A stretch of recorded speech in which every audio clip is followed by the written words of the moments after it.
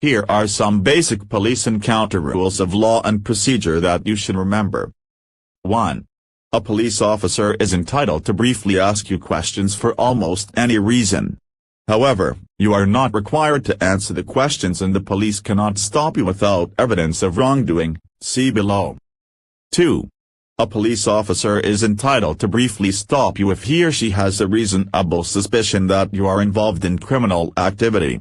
You may be frisked for a weapon if there is a reasonable suspicion, such as the bulge of a gun, that you are carrying one. You are not required to answer questions. You are free to leave, after the frisk, if there is one, unless the officer has more evidence of a crime than reasonable suspicion, see below. The officer may not legally conduct a more extensive search on the basis of reasonable suspicion. 3.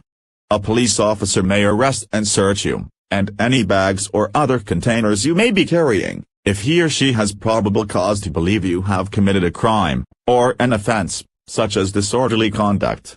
Probable cause means facts that make it more probable than not that you are committing a crime or offense. 4. If you are arrested, the police will take you to a police precinct. If the arrest was for a minor offense such as disorderly conduct or possession of alcohol, you will probably receive a summons and be released in several hours.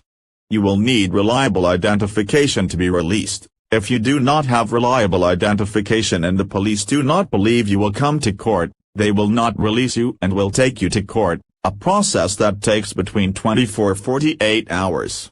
If you are arrested for a serious offense, you will certainly not be released. 5. If you are under 16 and are arrested, the police will attempt to contact your parents while you are at the precinct.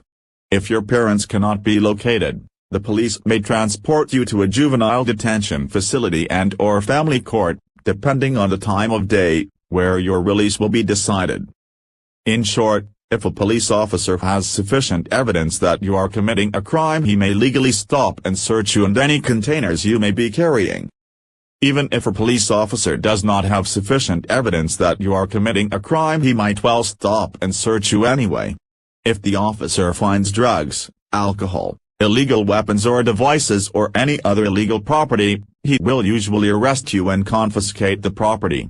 If the search was illegal, you will have a basis to challenge it in court, but you will not get any illegal property back.